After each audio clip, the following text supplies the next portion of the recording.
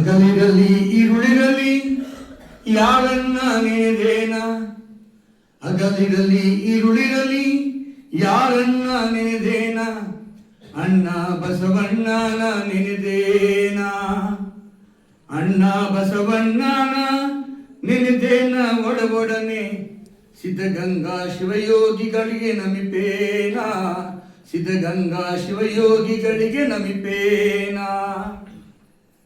ಇಡೀ ವಿಶ್ವದಲ್ಲೇ ಅತ್ಯಂತ ವಿನೂತನವಾದ ವೈಚಾರಿಕ ನೆಲೆಗಟ್ಟಿನ ವಚನ ಚಳವಳಿಯನ್ನು ಆರಂಭಿಸಿ ಕಾಯಕ ದಾಸೋಹ ಮಹಾಮಂತ್ರಗಳನ್ನು ತಿಳಿಸಿಕೊಟ್ಟು ಅಕ್ಷರವನ್ನು ಕಲಿಸಿ ಬುದ್ಧಿಯನ್ನು ಬೆಳೆಸಿ ಅನುಭವವನ್ನು ಹೊರಹೊಮ್ಮಿಸಿ ಭಕ್ತಿಯ ಮಾರ್ಗವನ್ನು ಮತ್ತು ಮುಕ್ತಿಯ ಸೆಲೆಯನ್ನು ತೋರಿಸಿಕೊಟ್ಟಂತಹ, ಬದುಕಿನ ಆದಿಯನ್ನು ನಮಗೆ ಅನುವು ಮಾಡಿಕೊಟ್ಟಂತಹ ಅಪ್ಪನು ನಮ್ಮ ಮಾದಾರ ಚೆನ್ನಯ್ಯ, ಬಪ್ಪನು ನಮ್ಮ ಡೋಹಾರ ಕುಕ್ಕಯ್ಯ ಎಂದು ಶೋಷಿತರನ್ನು ಅಪ್ಪಿಕೊಂಡು ಒಪ್ಪಿಕೊಂಡು ಜೊತೆಗೆ ಕರೆದುಕೊಂಡು ನಡೆದಂತಹ ಕಾಳವ್ವೆ, ರೆಮ್ಮವ್ವೆ, ರೇಚವ್ವೆ, ಸೊಮ್ಮವ್ವೆ ಮೊದಲಾಗಿ ಎಲ್ಲ ಮಹಿಳೆಯರಿಗೆ ಸಮಾನ ಅವಕಾಶವನ್ನು ನೀಡಿದಂತಹ ಮಡಿವಾಳ, ಅಡಪದ, ಒಕ್ಕಲಿಗ, ಕುರುಬ, ಸಿಂಪಿಗ, ನೂಲಿಗ, ಮೇದಾರ, ಅಂಬಿಗರ ಈ ಎಲ್ಲ ಅಹಿಂದ ವರ್ಗಗಳನ್ನು ಸಮಾವೇಶಗೊಳಿಸಿ ಅವರನ್ನು ವಚನ ವಿಚಾರ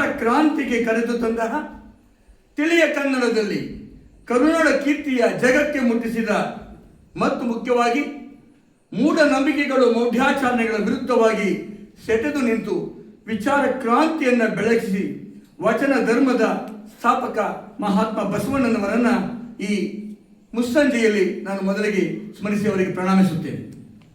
ಅಂತೆಯೇ ವಿಶ್ವಗುರು ಬಸವಣ್ಣನವರ ಎಲ್ಲ ಆಶಯಗಳನ್ನು ಅನುಷ್ಠಾನಗೊಳಿಸಿ ತ್ರಿವಿಧ ದಾಸೋಹ ಮೂರ್ತಿಗಳಾಗಿ ಕೋಟ್ಯಾಂತರ ಜನರ ಬದುಕನ್ನು ಹಸನು ಮಾಡಿಕೊಟ್ಟಂತಹ ನಡೆದಾಡಿದ ದೇವರು ಪರಮ ಪೂಜ್ಯ ಡಾಕ್ಟರ್ ಶ್ರೀ ಶ್ರೀ ಶಿವಕುಮಾರ ಮಹಾಸ್ವಾಮೀಜಿಯವರ ದಿವ್ಯ ಚೇತನಕ್ಕೆ ಶಿರಸಾಷ್ಟಾಂಗ ಪ್ರಣಾಮಗಳನ್ನು ಸಲ್ಲಿಸುತ್ತೇನೆ. ಅಂತೆಯೇ ಸಿದ್ಧಗಂಗಾ ಶಿವಯೋಗಿಗಳಿಗೆ ಸಮರ್ಥ ಉತ್ತರಾಧಿಕಾರಿಗಳಾಗಿ ಬಸವ ಬೆಳಕನ್ನು ನಾಡಿನೆಲ್ಲೆಡೆ ಪಸರುತ್ತಿರತಕ್ಕಂಥ ಮಾತೃ ಹೃದಯದ ಪರಮ ಪೂಜ್ಯ ಶ್ರೀ ಶ್ರೀ ಸಿದ್ಧಲಿಂಗ ಸ್ವಾಮಿಗಳವರಿಗೆ ನನ್ನ ಪ್ರಣಾಮಗಳು ಮತ್ತು ಸಿದ್ಧಗಂಗಾ ಕ್ಷೇತ್ರದ ಕಿರಿಯ ಶ್ರೀಗಳಾದ ಈಗಾಗಲೇ ಬಸವ ಸಂದೇಶವನ್ನು ಸಮರ್ಥವಾಗಿ ಎಲ್ಲೆಡೆ ತಲುಪಿಸುತ್ತಿರತಕ್ಕಂಥ ಪೂಜ್ಯ ಶ್ರೀ ಶ್ರೀ ಶಿವಸಿದ್ದೇಶ್ವರ ಮಹಾಸ್ವಾಮಿಗಳಲ್ಲಿಯೂ ನನ್ನ ಪ್ರಣಾಮಗಳು ಮತ್ತು ಈ ಹುಣ್ಣಿಮೆಯ ಸಂಜೆಯಲ್ಲಿ ಉಪಸ್ಥಿತರಿರತಕ್ಕಂಥ ಎಲ್ಲ ಅರಗುರು ಚರಮೂರ್ತಿಗಳಿಗೂ ಸಹ ನಾನು ಪ್ರಣಾಮ ಸಲ್ಲಿಸ್ತೇನೆ. ಹಾಗೆ ಈ ಹುಣ್ಣಿಮೆಯ ಸಂಜೆಯಲ್ಲಿ ಬಿಡುವು ಮಾಡಿಕೊಂಡು ಪಾಲ್ಗೊಂಡಿರ್ತಕ್ಕಂಥ ಎಲ್ಲ ವಚನ ಬಂಧುಗಳಿಗೆ ನನ್ನ ಶರಣಾರ್ಥಿ. ಬಂಧುಗಳೇ, ನಾನು ಪಿನಾಕಪಾಣಿ, ನನ್ನ ಹೆಸರು ವಿಶಿಷ್ಟ ಪಿನಾಕಪಾಣಿ ಅಂತೇಳಿ. ವಚನ ಜ್ಯೋತಿ ಬಳಗ ನನ್ನ ಸಂಘಟನೆ. ಆ ಹೆಸರಿನಲ್ಲಿ ಸಾಧ್ಯವಾದ ಮಟ್ಟಿಗೆ ವಚನಗಳನ್ನು, ವಚನ ತತ್ವಗಳನ್ನು ಮನೆಗಳಿಗೆ ತಲುಪಿಸೋ ಕೆಲಸ ಮಾಡ್ತಾ ಇದ್ದೇನೆ. ವಿಶೇಷವಾಗಿ ಎಳೆಯ ಕಿರಿಯರಿಗೆ ವಚನಗಳ ಪರಿಚಯ ಮಾಡಿಕೊಡುವ ಕೆಲಸ ನಂದು. 28 ವರ್ಷಗಳಿಂದ ನಾನು ಮಕ್ಕಳ ವಚನ ಮೇಳವನ್ನು ಮಾಡ್ತಾ ಇದ್ದೇನೆ. ಆ ಮಕ್ಕಳ ವಚನ ಮೇಳದ ಹೆಸರಲ್ಲಿ ಮಕ್ಕಳನ್ನೆಲ್ಲ ಒಟ್ಟಿಗೆ ಒಂದು ಕಡೆ ಸೇರಿಸೋದು, ಅವರಿಗೆ ವಚನದ ವಿವಿಧ ಸ್ಪರ್ಧೆಗಳನ್ನು ನಾನು ಆಯೋಜನೆ ಮಾಡಿ ಅವರಲ್ಲಿ ವಚನ ಆಸಕ್ತಿಯನ್ನು ಮೂಡಿಸುವ ಕೆಲಸವನ್ನು ಮಾಡ್ತಾ ಇದ್ದೇನೆ. ನಮ್ಮ ಪೂಜ್ಯ ಶ್ರೀ ಸಿದ್ಧಲಿಂಗ ಮಹಾಸ್ವಾಮಿಗಳು 1997ರಲ್ಲಿ ನನ್ನ ಮೊದಲ ಮಕ್ಕಳ ವಚನ ಮೇಳದ ದಿವ್ಯ ಸಾನ್ನಿಧ್ಯ ವಹಿಸಿ ಅವರು ಆಶೀರ್ವಚನ ನೀಡಿದರು. 97. ಹಾಗೆ ನಮ್ಮ ಪರಮ ಪೂಜ್ಯ ನಮ್ಮ ಬುದ್ಧಿಯವರು ಅಂದರೆ ನಮ್ಮ ಸಿದ್ಧಗಂಗಾ ನಡೆದಾಡಿದ ದೇವರು. ಯಾವ ಬುದ್ಧಿಯವರು ಅಂದರೆ ನಾನು ಅವ್ರದೇ ಲೆಕ್ಕಾಚಾರ. ನಮ್ಮ ಬುದ್ಧಿಯವರು ಅದು ಮಾನ್ಯ ವರ್ಷ 98ನೇ ಇಸ್ವಿಲಿ ನಮ್ಮ ಮಕ್ಕಳ ವಚನಗಳ ಉದ್ಘಾಟನೆ ಮಾಡಿದ್ರು. ಹಾಗಾಗಿ ಆ ಇಬ್ಬರು ಪೂಜ್ಯರನ್ನು ಮತ್ತೊಮ್ಮೆ ನಾನು ಸ್ಮರಿಸ್ತೇನೆ. ಸಿದ್ಧಗಂಗಾ ಮಠ ಇದು ನಮ್ಮ ಮಠ. ನನ್ನ ತಂದೆ, ತಾತ, ಮುತ್ತಾತಂದಿರು ಈ ಮಠಕ್ಕೆ ನಡೆದುಕೊಂಡು ಬರ್ತಾ ಇದ್ದಾರೆ. ನಾನು ಈಗಾಗಲೇ ನಮ್ಮ ನಿರೂಪಣೆ ಮಾಡಿದ್ರು ಹೇಳಿದ್ರು. ನನ್ನ ತಂದೆ ಪಂಡಿತ KP ಶಿವಲಿಂಗೇನವರು ಈ ಮಠದ ಪರಮ ಭಕ್ತರು. ಏನು ನಮ್ಮ ಸ್ವಾಮೀಜಿಯವರು ಗ್ರಾಮಾಂತರ ಬಸವ ಜಯಂತಿ ಮಾಡ್ತಾ ಇದ್ರಲ್ಲ, ಅದರಲ್ಲಿ ಬಹುತೇಕ ಗ್ರಾಮಾಂತರ ಬಸವ ಜಯಂತಿಗಳಲ್ಲಿ ಪಾಲ್ಗೊಂಡು ಉಪನ್ಯಾಸವನ್ನು ನೀಡಿದ್ದಾರೆ ಪರಮ ಪೂಜ್ಯರ ಅಪ್ಪಣೆಯಂತೆ. ಅದೇ ರೀತಿ ಪರಮ ಪೂಜ್ಯರ ಅಪ್ಪಣೆಯಂತೆ ಇವತ್ತೇನು ನಮ್ಮ ಸಿದ್ಧಗಂಗಾ ಮಾಸ ಪತ್ರಿಕೆಯಲ್ಲಿ ಅದನ್ನು ತ್ರೈಮಾಸಿಕವಾಗಿ ಆರಂಭಿಸಿದವರು ನಮ್ಮ ತಂದೆಯವರನ್ನು ಈ ಸಂದರ್ಭದಲ್ಲಿ ನೆನೆಸ್ಕೊತಾ ಇದ್ದೇನೆ. ಆವತ್ತು ಸಿದ್ಧಗಂಗಾ ತ್ರೈಮಾಸಿಕ 1/4 ಕ್ರೌನಲ್ಲಿ ಬರ್ತಾ ಇತ್ತು, ತುಂಬ ದೊಡ್ಡ ಪ್ರಮಾಣದಲ್ಲಿ ಬರ್ತಾ ಇತ್ತು. ಅದನ್ನು ಸಹ ಸಂಪಾದಕರಾಗಿದ್ದು TV ಮುತ್ತಾಚಾರ್ಯ ಅವ್ರನ್ನ ಸಂಪಾದಕರನ್ನಾಗಿ ಮಾಡಿದ್ರು. ಹಾಗಾಗಿ ಮತ್ತೆ ಈಗಾಗಲೇ ಹೇಳಿದಂಗೆ ಸತ್ಕೃತಿ ಸಮೀಕ್ಷಾಗೋಷ್ಠಿ ಅಂತೇಳಿ ಇದೇ ಹಳೆಯ ಮಠದಲ್ಲಿ ಆಗ 65, 66, 67ರಲ್ಲಿ ಬಸ್ಸು ಸಂಚಾರ ತುಂಬ ಕಷ್ಟ ಇದ್ದಾಗ ಬೆಂಗಳೂರಿನ ಒಬ್ಬೊಬ್ಬ ವಿದ್ವಾಂಸನ ಕರ್ಕೊಂಡ್ಬಂದು ಉಪನ್ಯಾಸ ಮಾಡ್ತಾಯಿದ್ರು. ಒಂದೆರಡು ಪುಸ್ತಕಗಳನ್ನು ಸಹ ಆ ರೂಪದಲ್ಲಿ ಹೊರತರ್ತಾ ಇದ್ದಾರೆ. ಹಾಗಾಗಿ ನಮ್ಮ ಮಠಕ್ಕೂ ಶ್ರೀಮಠಕ್ಕೂ ನಮಗೂ ಅವಿನಾಭಾವ ಸಂಬಂಧ.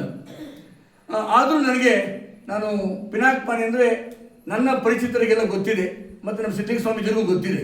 ನಾನು ಹೊರಗೊಂದು ಮಾತಾಡೋಲ್ಲ, ನೇರವಾಗಿ ಮಾತಾಡ್ತಕ್ಕಂಥವ್ರು. ಏನೇ ಇದ್ರೂ ಮಾತಾಡ್ತೀನಿ, ಯಾರೇ ಇದ್ರೂ ಮಾತಾಡ್ತೀನಿ, ಅದು ನನ್ನ ವಿಶೇಷ. ನನಗೆ ಒಂದು ಕೊರಗಿತ್ತು.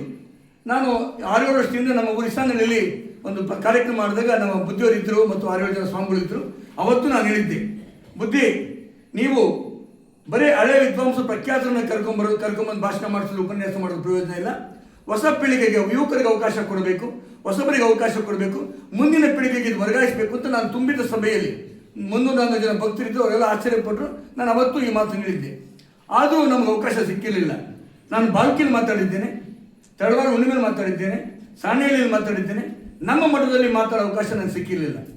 ನಮ್ಮ ಪೂಜ್ಯ ಶಿವಸಿದ್ದೇಶ್ವರ ಸ್ವಾಮೀಜಿಗಳ ಕೃಪೆಯಿಂದ ನಾನು ಕಳೆದ 15 ದಿನದಿಂದ ಅವ್ರನ್ನ ಭೇಟಿ ಮಾಡಿದಾಗ, ದರ್ಶನ ಮಾಡಿದಾಗ ಅವರು ನನ್ನ ಆಮಂತ್ರಿಸಿದ್ರು. ಹಾಗಾಗಿ ಇವತ್ತು ನನಗೆ ಸಂತೋಷ ಆಗಿದೆ. ಯಾಕೆಂದರೆ ನಮ್ಮ ಮಟ್ಟದಲ್ಲಿ ಇವತ್ತು ನಮ್ಗೆ ಅವಕಾಶ ಸಿಗ್ತಲ್ಲ. ಹಾಗಾಗಿ ಮತ್ತೊಮ್ಮೆ ನಾನು ನಮ್ಮ ಶಿವಸಿದ್ದೇಶ್ವರ ಸ್ವಾಮೀಜಿಯವರಲ್ಲಿ ನನ್ನ ಭಕ್ತಿಯ ಪ್ರಣಾಮ ಸಮರ್ಪಿಸ್ತೇನೆ. ಹಾಗಾಗಿ ಮತ್ತೊಮ್ಮೆ ತಮ್ಮೆಲ್ಲರಿಗೂ ನನ್ನ ಪ್ರಣಾಮಗಳು. ವರ್ಷವಿಡೀ ನಾವು ಬಸವಣ್ಣನವರ ಸಂದೇಶಗಳನ್ನು ವಿವಿಧ ಹೆಸರುಗಳಲ್ಲಿ ನಾನು ಕಾರ್ಯಕ್ರಮಗಳಾಗಿ ಮಾಡ್ತೇನೆ. ಯಾಕೆ ಫಸ್ಟ್ ಇದು ಹೇಳ್ತಾ ಇದ್ದೀನಿ ಅಂದರೆ, ಇಲ್ಲಿ ಬಹಳಷ್ಟು ಜನ ಹಿರಿಯರಿದ್ದೀರಾ, ಸಂಘಟಕರು ಇದ್ದೀರಾ. ಒಂದು ನಮ್ಮ ವಚನ ಜ್ಯೋತಿ ಬಳಗ ವಚನಗಳಲ್ಲದೆ ಬೇರೆ ಯಾವುದಕ್ಕೂ ನಮ್ಮ ವೇದಿಕೆಯಲ್ಲಿ ಅವಕಾಶ ಇಲ್ಲ. ವಚನ ತತ್ವದ ಹೊರತಾಗಿ ಬೇರೆ ಯಾವುದಕ್ಕೂ ನಾನು 28 ವರ್ಷದಲ್ಲಿ ಯಾವತ್ತೂ ಇನ್ನು ಬೇರೆ ಅವಕಾಶ ಕೊಟ್ಟಿಲ್ಲ. ನಮ್ಮ ಗಾಯಕರು ಆಕ್ಷೇಪಣೆ ಮಾಡ್ತಾರೆ, ಅದಾಡಬೇಕು ಇದಾಡಬೇಕಾಗಿತ್ತು ಅಂತ. ವಚನಗಳ ಹೊರತಾಗಿ ನಾನು ಯಾವುದನ್ನು ಆಡಿಸೋದು, ಯಾವುದು ಮಾತಾಡಿಸೋದಿಲ್ಲ. ನಾನು ವಚನ ಸಂಕ್ರಾಂತಿಯಿಂದ ಆರಂಭ ಮಾಡ್ತೀನಿ ನನ್ನ ವರ್ಷವನ್ನು. ವಚನ ಪಾಲ್ಗುಣ, ವಚನ ಶಿವರಾತ್ರಿ, ವಚನ ಯುಗಾದಿ, ವಚನ ಮುಂಗಾರು, ವಚನ ಶ್ರಾವಣ, ವಚನ ಭಾದ್ರಪದ, ವಚನ ಆಶ್ವಯುಜ, ವಚನ ಕಾರ್ತಿಕ, ವಚನ ನವರಾತ್ರಿ, ವಚನ ದಸರಾ, ವಚನ ದೀಪಾವಳಿ, ಮನೆಯಂಗಳಲ್ಲಿ ವಚನ ಸಂವಾದ, ಶಾಲೆಯಿಂದ ಶಾಲೆಗೆ ವಚನ ಜ್ಯೋತಿ ಕನ್ನಡ ಸಂಚಾರ, ಹೀಗೆ ವರ್ಷವಿಡೀ ಮಾಡ್ತೀನಿ. ಶ್ರಾವಣದಲ್ಲಿ 30 ದಿನ ನಾನು ಮಾಡ್ತೇನೆ. ಈ ಬಾರಿ 30 ದಿನ 36 ಅಂಗಳಗಳಲ್ಲಿ ಮಾಡಿದ್ದೇನೆ. ಒಂದು ವಚನವೇ, ಯಾವುದೇ ಶಾಲೆಗಳು ವಚನವೇ, ಬಸವಣ್ಣನ ಬಗ್ಗೆನೇ ಮಾತಾಡ್ತೇನೆ, ವಚನಕಾರ ಬಗ್ಗೆನೇ ಮಾತಾಡ್ತೇನೆ. ಮಕ್ಕಳಿಗೆ ಏನು ಬಸವ ಸಂಸ್ಕೃತಿ ಅಭಿಯಾನ ಅಂತ ಮಾಡಿದ್ರು ಅದನ್ನು ನಾನು ಪ್ರತಿ ವರ್ಷ ಮಾಡ್ತಾ ಇದ್ದೇನೆ. ಈ 36 ಅಂಗಳಗಳು ಸಹ ನಾನು ಮಾಡಿದ್ದೇನೆ. ಈಗ ದಸರಾ ಆಯಿತು, ತಾವೆಲ್ಲ ದಸರಾ ಮಾಡಿದ್ರಿ, ಬನ್ನಿ ಅವೆಲ್ಲ ಮಾಡಿದ್ರಿ. ನಾನು ವಚನ ದಸರಾದಲ್ಲಿ 9 ದಿನ ಈ ನವದುರ್ಗೈರ ಬದಲಿಗೆ, ಹಿಂಸೆಯನ್ನು ಸಾರುವ ದುರ್ಗೈರ ಬದಲಿಗೆ, ಪುರಾಣಗಳನ್ನಿರುವ ಮಹಾತಾ ದೇವಿಯರ ಬದಲಿಗೆ ಸ್ವತಂತ್ರ ಧೀರೆಯರಾದ ಅಕ್ಕಮ್ಮ, ಲಕ್ಕಮ್ಮ, ಮುಕ್ತಾಯಕ್ಕ, ಗೊಗ್ಗವ್ವೆ, ಕಾಳವ್ವೆ, ರೆಮ್ಮವ್ವೆ, ಅಕ್ಮಾದೇವಿ ಮಾತು ಮಾಡೋದಿಲ್ಲ, ನಾನು ಅಕ್ಮಾದೇವಿ ಬಿಟ್ಬಿಡ್ತೀನಿ. ಇವರ ಕುರಿತಾದ ಪರಿಚಯವನ್ನು ನಮ್ಮ ಬಳಗದವರೇ, ನಮ್ಮ ವಿದ್ಯಾರ್ಥಿಗಳೇ, 60 ವರ್ಷದವರು ನನ್ನ ವಿದ್ಯಾರ್ಥಿಗಳಿರ್ತಾರೆ, ಅವರು ಮಾತಾಡ್ತಾರೆ. ಒಬ್ಬರು ವಚನ ವ್ಯಾಖ್ಯಾನ ಮಾಡ್ತಾರೆ, ಅವರು ವಚನ ವ್ಯಾಖ್ಯಾನ ಮಾಡಬೇಕು. ಹಾಗಾಗಿ ಈ ವಚನ ದಸರಾನ ನಾನು ಆ ರೀತಿ ಮಾಡಿ, ದಸರಾ ಹಬ್ಬದ ದಿನ ಈಗ ಕನ್ನಡ ನಾಡ ದೇವರೇ ಚಾಮುಂಡೇಶ್ವರಿ ಅಂತ ಹೇಳ್ತಿರಲ್ಲ, ನಮ್ಮ ದೇವರು ಬಸವಣ್ಣ, ಕನ್ನಡದ ದೇವರು ಬಸವಣ್ಣ. ಬಸವಣ್ಣನವರ ಹೊತ್ತು ಮೆರವಣಿಗೆ ಮಾಡ್ಕೊಂಡು ಬಂದು ಪ್ರಶ್ನೆ ಮಾಡ್ತೇನೆ. ನಮ್ಮ ವಿಶ್ವಂಪುರ ಕ್ಷೇತ್ರ ಶಾಸಕರಾದ ಸೋಮಶೇಖರ್ ಸಾಧರು ಭಾಗವಹಿಸ್ತಾರೆ. ಹಾಗಾಗಿ ಈ ರೀತಿಯ ನಾನು ಕೆಲಸವನ್ನು ಮಾಡ್ತಾ ಬಂದಿದ್ದೇನೆ. ಈಗಾಗಲೇ ನಮ್ಮ ಸಿದ್ಧುದ್ದವನ್ ಮಾತಾಡಿದ್ದು ಕೇಳಿದೆ. ಅವನು ನಮ್ಮಲ್ಲಿ ಬಂದಾಗ LKG ಓದ್ತಾ ಇದ್ದ, ಇವತ್ತು 7ನೇ ಕ್ಲಾಸ್ ಓದ್ತಾ ಇದ್ದೆ. 2017ರಲ್ಲಿ ನಾನು ಬಂದಿತ್ತು ಅವನು. ಹಾಗೆ ನಾನು ಈ ಜಾಗ ನೆನೆಸ್ಕೊತೇನೆ. ನಾವು ಇಸ್ಸಾನಹಳ್ಳಿ, ನಮ್ಮ ತಾಯಿ ತವ್ರ ಮನೆ. ನಾವು 20-22 ವರ್ಷದ ಹಿಂದೆ ಇಸ್ಸಾನಹಳ್ಳಿಯಿಂದ ಪ್ರತಿ ವರ್ಷ ನಾವು ರಾತ್ರಿ ಬಂದ್ಬಿಡ್ತಿದ್ದೋ ಈ ಮಠಕ್ಕೆ. ಇಲ್ಲೇ ಆಲ್ಟ್ ಆಗ್ತಿದ್ದೆ, ಇದೇ ಜಾಗದಲ್ಲಿ ನಾವು ಆಲ್ಟ್ ಆಗ್ತಿ, ಇಲ್ಲೇ ಮಲ್ಕೊಂತಿದ್ದು. ಬೆಳಗಿನ ಜಾವ ಎಲ್ಲ ಪೂಜೆ ಸ್ನಾನ ಮಾಡಿ ಪರಮ ಪೂಜ್ಯರ ಲಿಂಗಾನುಸಂಧಾನದಲ್ಲಿ ನಾವು ಹೋಗ್ತಾ ಇದ್ದೋ, ಪರಮ ಪೂಜೆ ಸೇವೆ ಪೂಜೆ ಭಾಗವಹಿಸ್ತಾ ಇದ್ದೋ. ಮತ್ತು ಈ ಹೊರೆಮಠದ ಹೊರಭಾಗದಲ್ಲಿ ನಾವು ವಚನ ಮುಂಜಾನೆ ಅಂತ ನಾವು ಒಂದಷ್ಟು ವಚನ ಆಡ್ತಾ ಇದ್ದೋ. ಬುದ್ಧಿಯವರು ಆಶ್ವಚನ ಮಾಡ್ತಾ ಇದ್ರು. ಇವತ್ತು ಪ್ರಸಿದ್ಧ ಸಂಗೀತ ನಿರ್ದೇಶಕರಾಗಿದ್ದಾರೆ ಅನೂಪ್ ಶ್ರೀನಾಥ್ BJ ಭರತ್ ಅಂತೇಳಿ, ಅವರು ನನ್ನ ಬಳಗದಲ್ಲಿದ್ದರು. ಅವ್ರನ್ನ ನಾನು ಕರ್ಕೊಂಬಂದಿಲ್ಲಿ ವಚನ ಮಂದಿರಲ್ಲಿ ನಡೆಸಿದ್ದೇನೆ, ಅದನ್ನು ಸಹ ನೆನೆಸ್ಕೊತೇನೆ. ಮತ್ತೆ ಇನ್ನೊಂದು ಮಾತನ್ನು ಹೇಳಿ ನಾನು ಈ ನನ್ನ ಸ್ವಪರಿಚಯಕ್ಕೆ ಮುಕ್ತಾಯ ಕೊಡ್ತೇನೆ. ಬುದ್ಧಿಯವರಿಗೆ ಅಂದರೆ ಮತ್ತೆ ನನಗೆ ನಮ್ಮ ತಿಳಿದ ದಾಸೋಹಮೂರ್ತಿಗಳು, ಅವರಿಗೆ ಲಕ್ಷಾಂತರ ಗುರುವಂದನೆಗಳಾಗಿವೆ. ಆದರೆ ನಾವು ವಚನ ಜ್ಯೋತಿ ಬಳಗ 2007 ಮೇ 7ನೇ ತಾರೀಕು ರಾಜಧಾನಿಯ ಬಸವೇಶ್ವರ ನಗರದಲ್ಲಿ ಡಾಕ್ಟರ್ ಅಂಬೇಡ್ಕರ್ ಕ್ರೀಡಾಂಗಣ ಅಂತ ದೊಡ್ಡ ಗ್ರೌಂಡ್ ಇದೆ, ಗಂಗಮ್ಮ ತಮ್ಮೆ ಅದರ ಪಕ್ಕ. ಅಲ್ಲಿ ನಾವು ವಚನ ಗುರುವಂದನೆ ಸಮರ್ಪಿಸ್ತು. ವಚನ ಗುರುವಂದನೆ 20ಕ್ಕೂ ಹೆಚ್ಚು ಗಾಯಕರು ಒಂದೊಂದು ವಚನಗಳನ್ನು ಹಾಡುವುದರ ಮೂಲಕ ನಮ್ಮ ಪೂಜ್ಯರಿಗೆ ವಚನ ಗುರುವಂದನೆ ಸಮರ್ಪಿಸ್ತು.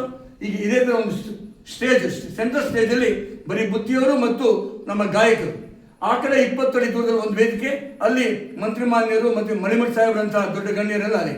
ಇನ್ನು 20 ದಿನದಲ್ಲಿ ಎಲ್ಲ ಹಳೆಗರು ಚಂದ್ರಮೂರ್ತಿಗಳನ್ನು ನಾವು ಕೊಡಿಸಿದ್ದು. ವೇದಿಕೆ ಮೇಲೆ ಇನ್ಯಾರಿಗೂ ಅವಕಾಶ ಇರಲಿಲ್ಲ, ಯಾರ್ದು ಭಾಷಣ ಇಲ್ಲ. ಸೋಮಣ್ಣವ್ರಿಗೂ ನಮ್ಮ ಮೈ ಕೊಟ್ಟಿರಲಿಲ್ಲ, ನಾನೇ ಕಾರ್ಯಕ್ರಮ ನಿರ್ವಹಣೆ ಮಾಡಿದ್ದೆ. ನಮ್ಮ ಬಿ ಎಸ್ ಪರಮೇಶ್ವರನವರು ನಮ್ಮ ನಾಯಕರು ಅವರು ಸ್ವಾಗತ ಮಾಡಿದರು.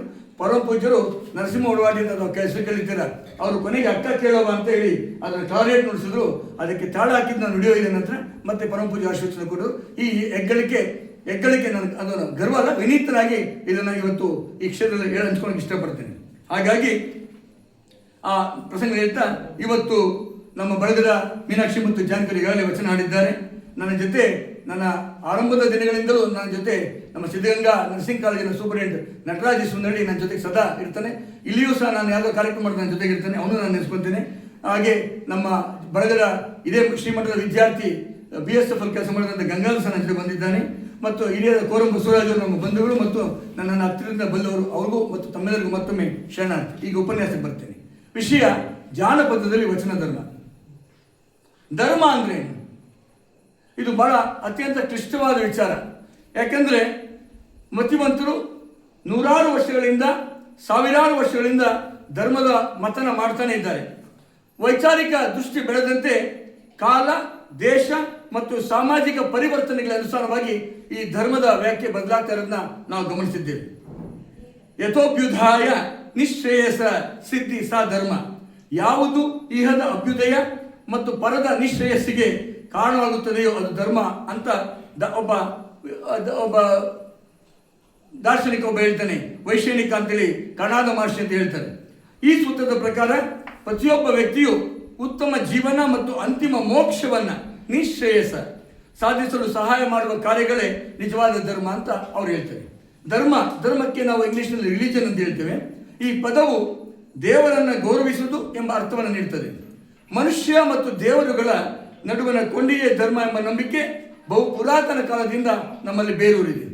ಲಿಯೋ ಟಾಲ್ಸ್ಟಾಯ್ ನಮ್ಮ ರಷ್ಯಾದ ಮಹಾ ತತ್ವಶಾಸ್ತ್ರಜ್ಞರು ಅವ್ರು ಹೇಳ್ತಾರೆ, ಧರ್ಮವೆಂಬುದು ಮನುಷ್ಯ ತನ್ನ ಸುತ್ತಮುತ್ತಲ ಇರುವ ಅನಂತ ಜೀವನದೊಡನೆ ಬೆಳೆಸುವ ಸಂಬಂಧ ಅಂತ ಅವ್ರು ಹೇಳ್ತಾರೆ.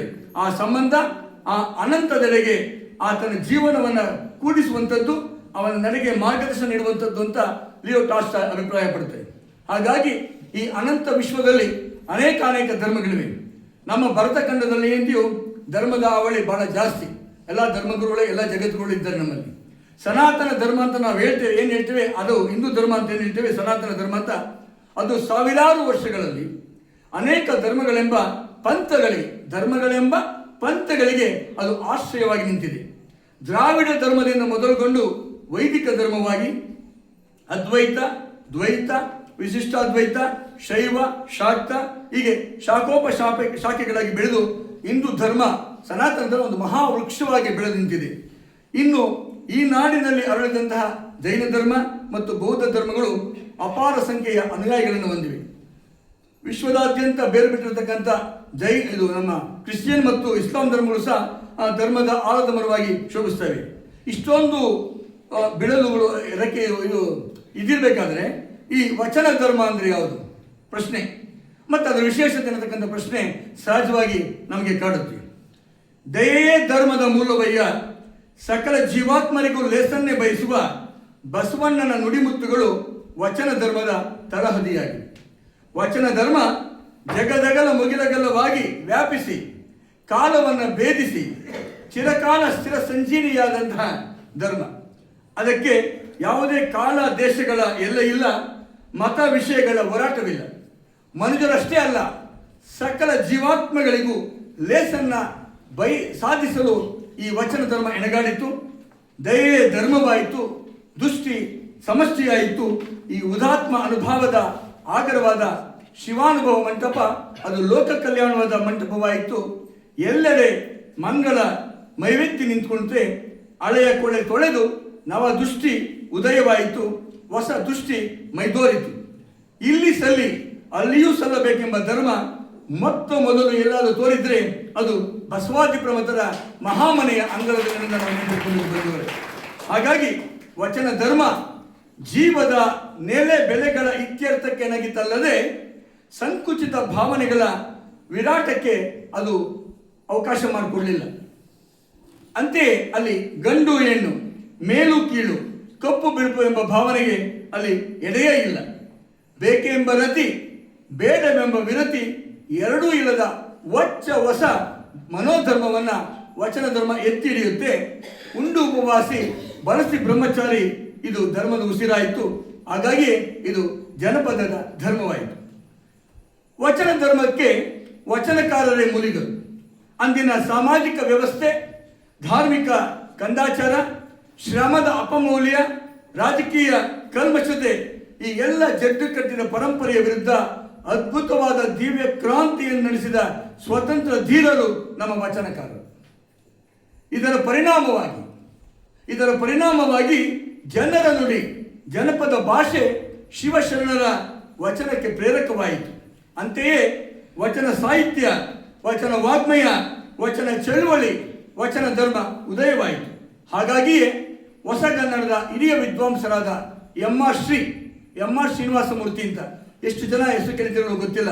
ಆದರೆ ಪ್ರತಿಯೊಬ್ಬ ಬಸವ ಅನುಯಾಯಿ ಅಂತ ಹೇಳ್ಕೊಂಡವರು, ಬಸವ ಮಾರ್ಗಾನಿ ಅಂತ ಹೇಳ್ಕೊಂಡವರು ಎಂ ಆರ್ ಶ್ರೀ ಅವರ ಹೆಸರನ್ನು ನೆನಪಿಟ್ಕೋಬೇಕು.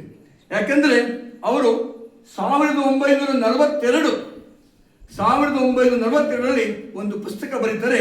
ಅದು ವಚನ ಧರ್ಮಸಾರ. ಅದ ಹೆಸರು ಅವನು ಲಿಂಗಾಯತ ಧರ್ಮಸಾರ ಬರಲಿಲ್ಲ, ವೀರಶೈವ ಧರ್ಮಸಾರ ಬರಲಿಲ್ಲ, ವಚನ ಧರ್ಮಸಾರ ಅಂತೇಳಿ 800 ವಚನಗಳನ್ನು 1942ರಲ್ಲಿ 800 ವಚನಗಳನ್ನು ನಾವು ಉಲ್ಲೇಖಿಸಿದ್ದಾರೆ ಆ ವಚನ ಧರ್ಮಸಾರದಲ್ಲಿ. ಅದು ಪ್ರತಿಯೊಬ್ಬ ಬಸವಣ್ಣನ ಹೆಸರಿರ್ತಕ್ಕಂಥ ಪ್ರತಿಯೊಬ್ಬರು ಓದಲೇಬೇಕಾದಂಥ ಒಂದು ಪುಸ್ತಕ. ಒಂದು ರೀತಿಯಲ್ಲಿ ನನ್ನ ವೈಯಕ್ತಿಕವಾದ ಅಭಿಪ್ರಾಯ ಅದು ನಮಗೆ ಬೈಬಲ್ ಇದ್ದಂತೆ. ಅತ್ಯಂತ ಚಂದವಾಗಿ ಹೊಸ ಧರ್ಮದ ಉದಯವನ್ನ ಎಂ ಆರ್ ಶ್ರೀ ಅವರು ಕಟ್ಟಿಕೊಡ್ತಾರೆ. ಅವ್ರು ಹೇಳ್ತಾರೆ, ಅವರ ಮಾತನ್ನು ಹೇಳ್ತೇನೆ ನಾನು. ಕನ್ನಡ ಸಾಹಿತ್ಯ ಪ್ರಪಂಚದಲ್ಲಿ ವಿಹರಿಸುತ್ತಾ ಬರುವಾಗ ಒಂದು ಕಡೆ ತಪೋವನ ಪ್ರವೇಶಿಸಿದಂತೆಯೂ ಸಿದ್ಧ ಸಾಧಕ ಋಷಿಗಳ ಸಂದರ್ಶನ ಪಡೆದು ಅವರ ಉದಾತ್ತ ಜೀವನ ಧರ್ಮಬೋಧೆಗಳಿಂದ ನಮ್ಮ ಅಂತರಂಗ ಪರಿಶುದ್ಧವಾದಂತೆಯೂ ಆತ್ಮನ ಬಂಧನಗಳು ಕಳಚಿ ಬಿದ್ದು ನಾವು ಮುಕ್ತರಾದಂತೆಯೂ ಒಂದು ದಿವ್ಯವಾದ ಆನಂದದ ಅನುಭವ ಉಂಟಾಗುತ್ತದೆ. ಇಲ್ಲಿ ಪಟ್ಟಣವಾಸದ ಗೊಂದಲವಿಲ್ಲ, ರಾಜಸ್ಥಾನದ ವೈಭವ ದೃಶ್ಯಗಳಿಲ್ಲ. ತಪೋವನದ ಸಹಜ ಶಾಂತಿ, ಪರಸ್ಪರ ಪ್ರೇಮ, ಸಮತಾ ಭಾವ, ಸ್ವಾತಂತ್ರ್ಯ ಇವು ಈ ವಚನ ಧರ್ಮದಲ್ಲಿ ಮೂರ್ತಿವತ್ತಾಗಿ ಕಾಣುತ್ತವೆ. ಅರಣ್ಯಕಗಳಲ್ಲಿ ಕಾಣುವ ಉಪನಿಷತ್ತಿನ ದರ್ಶನ ಇಲ್ಲಿ ಕಂಡಂತೆ ಅರಣ್ಯಕಗಳು ಹೇಗೆ ಉಪನಿಷತ್ತು ನಾವು ಕಾಣ್ತೇವೆ, ಹಾಗೆ ಇಲ್ಲಿ ವಚನ ಧರ್ಮದ ದರ್ಶನವನ್ನು ನಾವು ಕಾಣ್ತೇವೆ. ಸತ್ಯದ ಅಂಬಲ ಸಾಹಿತ್ಯವಾಗಿ, ಸತ್ಯಾನ್ವೇಷಣೆ ಸಿದ್ಧಾಂತವಾಗಿ, ಸತ್ಯ ಸಾಕ್ಷಾತ್ಕಾರವೇ ದರ್ಶನವಾಗಿ ನಮಗೆ ಆನಂದವನ್ನು ಉಂಟು ಮಾಡುತ್ತದೆ. ವಚನ ಸಾಹಿತ್ಯವೇ ತಪೋವನದ ಈ ಉಪನಿಷತ್ ಸಾಹಿತ್ಯ. ವಚನಕಾರರೇ ಉಪನಿಷತ್ ಕರ್ತೃಗಳಾದ ಮಹರ್ಷಿಗಳು. ಇಲ್ಲಿ ಗುಹ್ಯತರವಾದಂತಹ ಯಾವುದೇ ರಹಸ್ಯಗಳು, ಮುಚ್ಚುಮರೆಗಳು ಇಲ್ಲ. ವರ್ಣ ವ್ಯತ್ಯಾಸಗಳಿಂದಾಗಲಿ, ಲಿಂಗ ಭೇದದಿಂದಾಗಲಿ ಅಧಿಕಾರಿ ಅನಾಧಿಕಾರಿ ಎಂಬ ತಾರತಮ್ಯವಿಲ್ಲ. ವೇದಗಳು ಹೆಚ್ಚು, ಆಗಮಗಳು ಹೆಚ್ಚು ಎಂಬ ತರ್ಕ ವಿತರ್ಕಗಳು ಇಲ್ಲ. ಹೀಗೆ ಎಲ್ಲರ ಮುಂದಿರುವ ಪ್ರಶ್ನೆಯೂ ಒಂದೇ, ಅದಕ್ಕೆ ಉತ್ತರವೂ ಒಂದೇ ಎಂಬ ಘೋಷಣೆಯಲ್ಲಿ ಕೇಳಿಬರುತ್ತದೆ. ಇಲ್ಲಿ ಕಳೆಗಳನ್ನು ಕಿತ್ತು ಕೃಷಿ ಮಾಡಿ ಪಾಶುಪತ ಕ್ಷೇತ್ರದಲ್ಲಿ ವಚನ ಧರ್ಮದ ಸಸಿಗಳನ್ನು ಕಾಣಿಸಿದರು. ವಚನ ಧರ್ಮದ ಉದಯ ಈ ಸಸಿಗಳ ಉದಯದಂತೆ. ವಚನ ಧರ್ಮ ಹೊಸತೆಂದರೆ ಹೊಸತು, ಅಳತೆಂದರೆ ಅಳತು. ಇದು ಎಂ ಆರ್ ಶ್ರೀ ಅವರ ಮಾತು. ಒಂದು ಜೋರ ಚಪಾಳಿ ತರ್ಬೋದು. ನಿಧಾನವಾಗಿ ವಚನ ಧರ್ಮ ಸಾರ ಓದಿ. ಬಸವಣ್ಣನ ಅನುಯಾಯಿಗಳು ಮಾತ್ರ ಅಲ್ಲ, ಸಮಸ್ತ ಕನ್ನಡಿಗರು ಓದಲೇಬೇಕಾದಂಥ ಅಮೂಲ್ಯವಾದ ಪುಸ್ತಕ ಅದು ವಚನ ಧರ್ಮಸಾರ. ಅದರಲ್ಲಿಯೂ ಅನ್ಯತಾ ಭಾವಿಸಬಾರ್ದು. ಎಲ್ಲ ಸ್ವಾಮೀಜಿಗಳು ಈ ಪುಸ್ತಕವನ್ನು ಓದಬೇಕು ಅಂತ ನಾನು ಭಿನ್ನಹ ಮಾಡ್ತಾ ಇದ್ದೇನೆ. ಇದು ವಚನ ಧರ್ಮದ ಬಗ್ಗೆ ಆಯ್ತು. ಇನ್ನು ಜನಪದ ಅಂದರೆ ಇದು ಯಾವ ಧರ್ಮ? ಮತ್ತೆ ವಚನ ಧರ್ಮಕ್ಕೂ ಜನಪದ ಧರ್ಮಕ್ಕೆ ಏನು ಸಂಬಂಧ? ಮೊಟ್ಟ ಮೊದಲಿಗೆ ಮೈಸೂರು ವಿಶ್ವವಿದ್ಯಾನಿಲಯ ಕನ್ನಡ MA ಪಠ್ಯಕ್ರಮದಲ್ಲಿ 1969ರಲ್ಲಿ ಈ ಜನಪದ ಸ್ಥಾನ ಪಡೆಯುತ್ತೆ. ಅಲ್ಲಿವರೆಗೂ ಇದನ್ನ ಒಂದು ಹಳ್ಳಿಗಾಡರ ಲೆಕ್ಕಾಚಾರದಲ್ಲಿ ಅದನ್ನ ಮೂಲೆಗೆ ಗುಂಪಾಗಿತ್ತು. ಇದಕ್ಕೆ ಆಂಗ್ಲ ಭಾಷೆಯಲ್ಲಿ ನಾವು ಫ್ಲೋಕ್ಲೋರ್ ಅಂತ ಕರಿತೇವೆ. ಗರತಿ ಹಾಡುಗಳು, ಬೀಸುವ ಪದಗಳು, ಹಳ್ಳಿಯ ಹಾಡುಗಳು, ಹಳ್ಳಿಯ ಕಲೆಗಳು, ಹಳ್ಳಿಯ ಆಟಗಳು, ಹೀಗೆ ಗ್ರಾಮೀಣ ಬದುಕಿನ ಸಂಪೂರ್ಣತೆಯನ್ನು ಪರಿಪೂರ್ಣವಾಗಿ ಪಡೆದುಕೊಂಡು ಜಾನಪದವಾಗಿ ತಲೆ ಎತ್ತಿ ನಿಲ್ಲುತ್ತೆ 1969ರಲ್ಲಿ ಮೈಸೂರು ವಿಶ್ವವಿದ್ಯಾಲಯದ MA ಪಠ್ಯಕ್ರಮದಲ್ಲಿ. ಇಂದಿಗೂ ಹಿರಿಯರಿದ್ದೀರಾ, ತಾಯಂದಿರು ನಿಮಗೆಲ್ಲ ನೆನಪಿದೆ. ಅಕ್ಕಿ ಕುಟ್ಟಬೇಕಾದಾಗಲಿ, ಮನೇಲಿ ಯಾವುದಾದ್ರು ಕೆಲಸ ಮಾಡಬೇಕಾದ್ರೆ, ಗದ್ದೆ ನಾಟಿ ಮಾಡಬೇಕಾದಾಗಲಿ ತಮ್ಮಷ್ಟಕ್ಕೆ ತಾವು ಹಾಡ್ತಾ ತಮ್ಮ ಕಾಯಕ ಮಾಡಿಕೊಂಡು ದಿನಕ್ರಿಯೆ ಮುಗಿಸ್ತಾ ಇದ್ದ ದಿನ ಇನ್ನು ಬಹಳ ದೂರ 50 ವರ್ಷದಿಂದ 60 ವರ್ಷದಿಂದ ಈ ಕೆಲಸ ನಡೀತಾ ಇತ್ತು. ಹಾಗಾಗಿ ಜನರ ಬದುಕಿನ ಸ್ವಾನುಭವದ ಸಚ್ಚಿತ್ ಸ್ವರೂಪವೇ ಈ ಜನಪದ.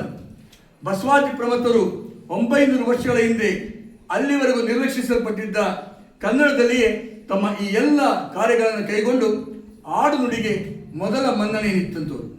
ರಾಜಾಶ್ರಯದಲ್ಲಿ ಬಂದಿಯಾಗಿದ್ದಂತಹ ಕಬ್ಬಿಣದ ಕಡಲಿಗೆ ಬದಲಾಗಿ ಜನತೆಯ ಸಮುದಾಯದ ನಾಣ್ಣುಡಿಗೆ ವಚನಕಾರರು ಬೆಳಗನ್ನ, ಸೊಬಗನ್ನ, ಸೌಂದರ್ಯವನ್ನ, ಸಾಂಸ್ಕೃತೀಕರಣವನ್ನ ನೀಡಿ ಜನಪದಕ್ಕೆ ಮನ್ನಣೆ ಇತ್ತು. ನಾವು ಯಾವಾಗಲೂ ಹೇಳ್ತಾ ಇರ್ತೇವೆ ಬೇರೆ ಬೇರೆ ಕಡೆಗೆ, ಬೇರೆ ಬೇರೆ ವೇದಿಕೆಗಳಲ್ಲಿ, ದೇವರಿಗೆ ವಚನವನ್ನು ಕಲಿಸಿದವನು ಬಸವಣ್ಣ ಅಂತೀವಿ. ದೇವರಿಗೆ ವಚನ ಕಲಿಸ್ತೀವಿ, ಅನ್ಯತಾ ಭಾವಿಸ್ಬೋದು ಇಲ್ಲಿ. ಮತ್ತೆ ನಾನು ಅದನ್ನು ಹೇಳ್ತೇನೆ, ಯಾಕಂದರೆ ನಾವು ಕ್ಷೇತ್ರ ಏನೋ ತಪ್ಪು ಮಾತಾಡ್ಬಿಟ್ರೆ ಅಂದರೆ ನಮ್ಮ ಭಾಷೆ ವ್ಯತ್ಯಾಸ, ಹಳ್ಳಿ ಲೆಕ್ಕಾಚಾರ ನಮ್ಮದು. ಹಾಗಾಗಿ ಅರ್ಥವಾಗದ ಭಾಷೆಯಲ್ಲಿ ಎಷ್ಟು ಹೇಳಿದರೂ ಪ್ರಯೋಜನವಿಲ್ಲ. ಇಲ್ಲಿ ಸಂಸ್ಕೃತ ವಿದ್ವಾಂಸರು ಇದ್ದಾರೆ, ಆದರೂ ನಾನು ಹೇಳ್ತೇನೆ, ನಮ್ಮ ತಂದೆ ಕನ್ನಡ ಮತ್ತು ಸಂಸ್ಕೃತ ಎರಡೂ ಪ್ರಕಾಂಡ ಪಂಡಿತರು. ಅವರು ನಾನು ಯಾಕೆ ಮಕ್ಕಳಿಗೆ ನಾನು ವಿಶೇಷವಾಗಿ ನನ್ನ ಫೀಲ್ಡ್ ನಾನು ತೊಗೊಂಡೆ ಅಂದರೆ, ನಾನು ಬಾಲ್ಯದಲ್ಲಿ ಕಲಿತದ್ದು, ನಾನು ಎಳೆಯದಲ್ಲಿ ಕೇಳಿದ್ದು ಇವತ್ತು ನನ್ನ ಕಾಪಾಡ್ತಾ ಇದೆ. ನಾನು ಹೊಸದಾಗಿ ನಾನು MA ಮಾಡಿ ಏನೇನೋ ಮಾಡಿ ಇಷ್ಟು ಮಾಡಿದ್ರು ನಾನು ಇವತ್ತು ಟೆಕ್ಸ್ಟ್ ಇಟ್ಕೊಂಡು ಮಾತಾಡಬೇಕಾಗ್ತದೆ. ಆದರೆ ಬಾಲ್ಯದಲ್ಲಿ ಕೇಳಿದ್ದಿದೆಯಲ್ಲ, ಅದು ಇವತ್ತಿಗೂ ನನಗೆ ಟಕ್ಕಂತ ನೆನಪು ಬರ್ತದೆ. ನಮ್ಮ ತಂದೆ ದಿನ ಪೂಜೆ ಮಾಡ್ಬೇಕಾದ್ರೆ ಹೇಳೋರು, ಅದ್ಯ ಮೇ ಸಫಲಂ ಜನ್ಮ, ಅದ್ಯ ಮೇ ಸಫಲಂ ಜ್ಞಾನಂ, ಅದ್ಯ ಮೇ ಪಾದ ಪದ್ಮಸ್ಯ ದರ್ಶನಾತ್ ಭಕ್ತವತ್ಸಲ ಕೃಪಾ ಕೃತಾರ್ಥೋಹಂ ಇತಿ ವ್ಯಾರತೋ ನಿತ್ಯಂ ಧ್ಯಾನ ಭವೆ ಅಂತ ಹೇಳ್ತಾ ಇದ್ದರು. ಗಾಂಗೇಯ, ನಮ್ಮ ತಂದೆ ಕುಮಾರ ಷಣ್ಮುಖನ ಆರಾಧಕರಾಗಿದ್ದರು. ಗಾಂಗೇಯಂ ವನ್ನಿಗರ್ಭಂ ಶರಣದಿನಿತಂ ಜ್ಞಾನಶಕ್ತಿ ಕುಮಾರಂ ಬ್ರಹ್ಮಣ್ಯಂ ಸ್ಕಂದದೇಹಂ ಗೋಂ ಅಚಲಚತುರಂ ರುದ್ರದೇಹ ಸ್ವರೂಪಂ ಸೇನಾನ್ಯಂ ತಾರಕಗ್ನಂ ಸಕಲ ಕಾರ್ತಿಕೇಯಂ ಶರಾಶ್ಯಂ ಅಂತ ಹೇಳೋದು. ನಾನು ನನ್ನ 4, 5, 6, 7, 8, 9 ಈ ವಯಸ್ಸಿನಲ್ಲಿ ಕೇಳಿದ್ದು ಇವತ್ತು ನಾನು ಹೇಳ್ತೀನಿ. ಹೊಸದಾಗಿ ನಾನು ಹೇಳಬೇಕಂದ್ರೆ ಸತ್ಯವಾದ ಆಗೋದಿಲ್ಲ. ಹಾಗಾಗಿ ನನ್ನ ಕಾರ್ಯಕ್ಷೇತ್ರವನ್ನು ನಾನು ಮಕ್ಕಳಿಗೆ ಮೀಸಲಾಗಿಟ್ಟೆ. ಯಾಕೆ ಈ ಮಾತು ಹೇಳ್ತೇನೆ, ಇದರ ಅರ್ಥ ನನಗೆ ಗೊತ್ತಿಲ್ಲ. ನಾನು ಇವತ್ತು ಒಂದು ಪ್ರದರ್ಶನವಾಗಿ ಇದನ್ನು ನಾನು ಎಲ್ಲಿ ಬೇಕಾದಲ್ಲಿ ನಾನು ಅದನ್ನು ಪ್ರದರ್ಶನ ಮಾಡ್ತೇನೆ, ಅರ್ಥ ಗೊತ್ತಿಲ್ಲ ನನಗೆ.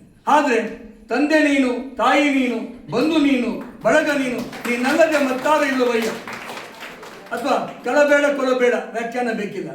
ವಚನಗಳು, ನಮ್ಮ ಹುಡುಗ ಮಾತಾಡಿದ ವಚನಗಳು ಅಂದರೆ ಅದು ಸತ್ಯದ ಅನಾವರಣ.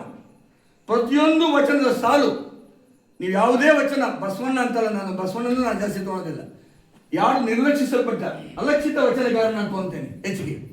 ಆಯ್ದಕ್ಕೆ ಲಕ್ಕಮ್ಮನ ಗರ್ವದಿಂದ ಮಾಡುವ ಭಕ್ತಿ ದ್ರವ್ಯದ ಕೇಡು. ಇವತ್ತು ನಾವೆಲ್ಲ ಭಕ್ತಿಯನ್ನ ನಮ್ಮ ಹುಡುಗರನ್ನೆಲ್ಲ ಗರ್ವದಿಂದ ಮಾಡುತ್ತೆ.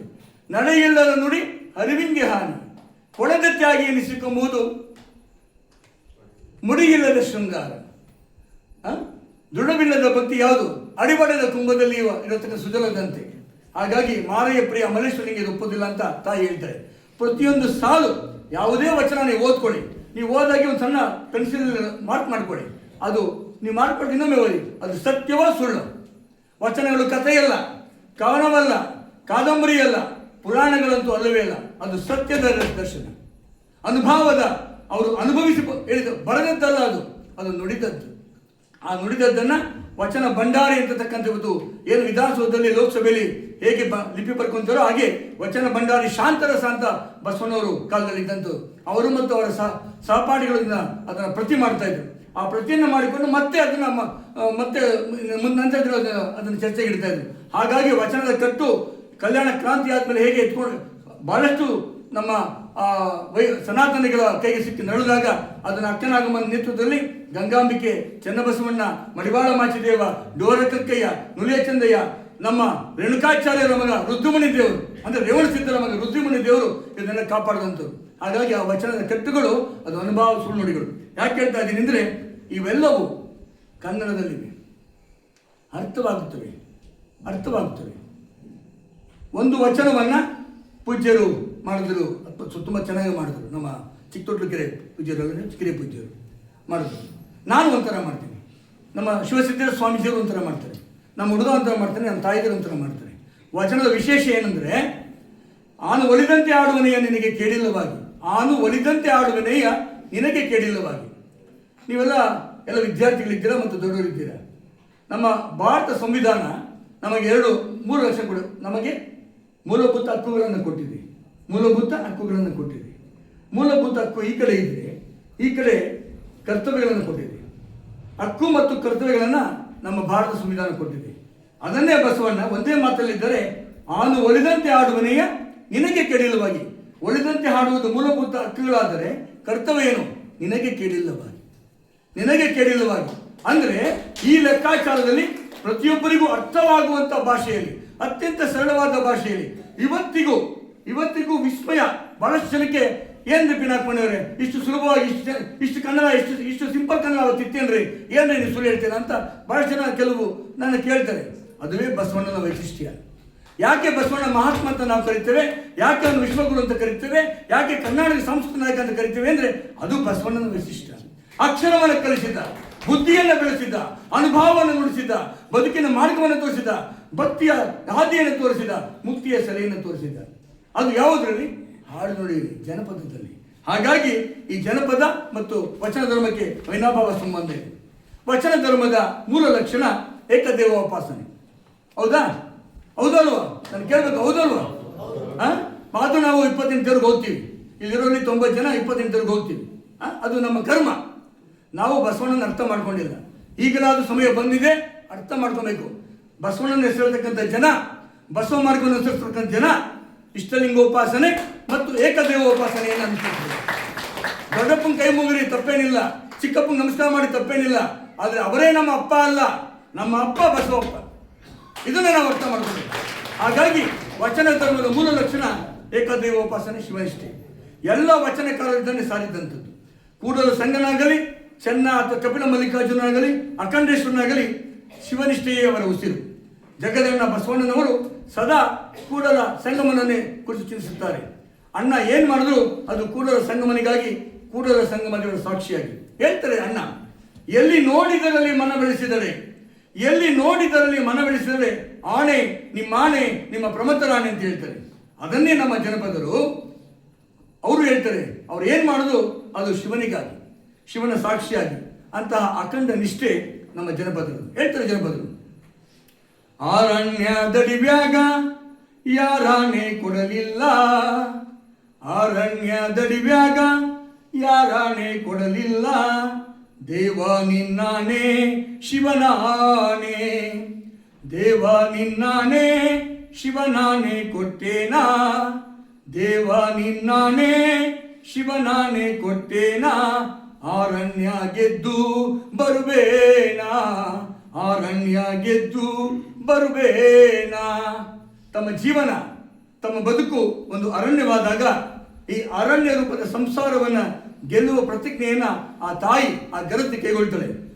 ಆ ಪ್ರತಿಜ್ಞೆ ಮಾಡಬೇಕಾದ್ರೆ ಯಾರನ್ನ ಇಡ್ತಾಳೆ? ಶಿವನ ಆಣೆ ಇಡ್ತಾಳೆ. ಅಂತಹ ಈ ಸಂಸಾರ ಎಂಬ ಅರಣ್ಯವನ್ನು ಗೆದ್ದು ಬರಲು ಶಿವನ ಮೇಲೆ ಆಣೆ ಇಟ್ಟು ಧೈರ್ಯಾನಿಷ್ಠೆಗಳನ್ನು ತೋರಿ ಗೆದ್ದು ಬರುವ ಛಲವನ್ನು ಆ ಜನಪದ ತಾಯಿ ತೋರುತ್ತಾಳೆ. ಬಸವಣ್ಣವರು ಹೇಳ್ತಾರೆ, ನೀನು ಒಲಿದರೆ ಕೊರಡು ಕೊಂದರುವುದಯ್ಯ, ನೀನು ಒಲಿದರೆ ಬರಡು ಹೇನುವುದಯ್ಯ, ನೀನು ಒಲಿದರೆ ವಿಷ ಅಮೃತವುದಯ್ಯ, ನೀನು ಒಲಿದರೆ ಸಕಲ ಪದಾರ್ಥ ಇದರಲ್ಲಿ ಕೂಡಲ ಸಂಗಮದ್ದು. ಇದು ಎಲ್ಲರಿಗೂ ಗೊತ್ತಿ, ನಾವೆಲ್ಲ ವಚನ ಓದಿದ್ದೇವೆ.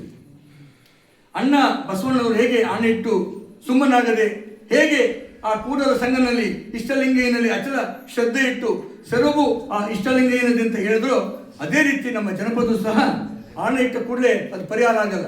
ನಮಸ್ಕಾರ ಮಾಡಿದ ತಕ್ಷಣ ಎಲ್ಲ ಕೆಲಸ ಆಗೋದಿಲ್ಲ. ಹಾಗಾಗಿ ಅದಕ್ಕೆ ನಮ್ಮ ನಿಷ್ಠೆ, ಶಿವನಿಷ್ಠೆ, ಲಿಂಗನಿಷ್ಠೆ ಗಟ್ಟಿಗೊಳ್ಬೇಕು, ಅಚಲ ಶ್ರದ್ಧೆ ಮೂಡಿ ಬರಬೇಕು ಅಂತೇಳಿ ತಮ್ಮ ಜೀವವನ್ನು ಆ ಶಿವನಿಗೆ, ಆ ಲಿಂಗನಿಗೆ ಸಮರ್ಪಿಸ್ತಾರೆ. ಮಾದೇವ ನಿನ ಹೊರತು ನಾನ್ಯಾರ ನಂಬಲ್ಲ, ಮಾದೇವ ನಿನ ಹೊರತು ನಾನ್ಯಾರ ನಂಬಲ್ಲ, ನಾ ಮಾಡೋನೆಂಬ ಅಳವಿಲ್ಲ, ನಾ ಮಾಡೋನೆಂಬ ಅಳವಿಲ್ಲ ಮಲ್ಲಯ್ಯ, ನಾ ಮಾಡೋನೆಂಬ ಅಳವಿಲ್ಲ ಮಲ್ಲಯ್ಯ, ನೀ ನಡೆಸೋ ನನ್ನ ಸರ್ವೆಲ್ಲ, ನೀ ನಡೆಸೋ ನನ್ನ ಸರ್ವೆಲ್ಲ.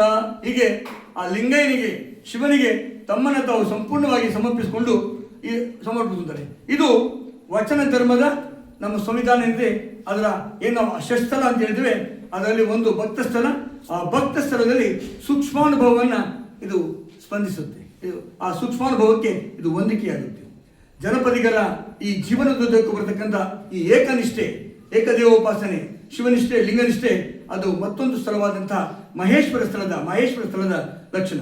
ಹಾಗಾಗಿ ಈ ಏಕನಿಷ್ಠೆ, ಏಕದೇವೋಪಾಸನೆ ಏಕನಿಷ್ಠೆ ಲಿಂಗೋಪಾಸನೆ ಜನಪದರನ್ನ ಎಲ್ಲ ಸಂಕಷ್ಟಗಳಿಂದ ಪಾರು ಮಾಡ್ತದೆ. ಹೇಳ್ತಾರೆ, ಶಿವ ಶಿವ ಎಂದರೆ ಸಿಡಿಲೆಲ್ಲ ಬಯಲಾಗಿ, ಶಿವ ಶಿವ ಎಂದರೆ ಸಿಡಿಲೆಲ್ಲ ಬಯಲಾಗಿ, ಕಲ್ಲು ಬಂದರಗಿ ಕಡೆಗಾಗಿ, ಕಲ್ಲು ಬಂದೆರಗಿ ಕಡೆಗಾಗಿ ಎಲೆಮನವೇ, ಶಿವನೆಂಬ ಶಬುದ ಬಿಡಬೇಡ, ಶಿವನೆಂಬ ಶಬುದ ಬಿಡಬೇಡ. ಇದು ಜನಪದರ ಹಾಡು.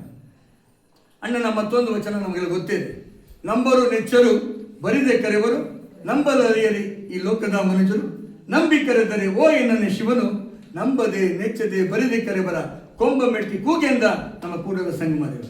ಈ ವಚನಕ್ಕೆ ನಮ್ಮ ಜನಪದದ ಗೀತೆ ಬಹಳ ಸೊಗಸಾಗಿದೆ.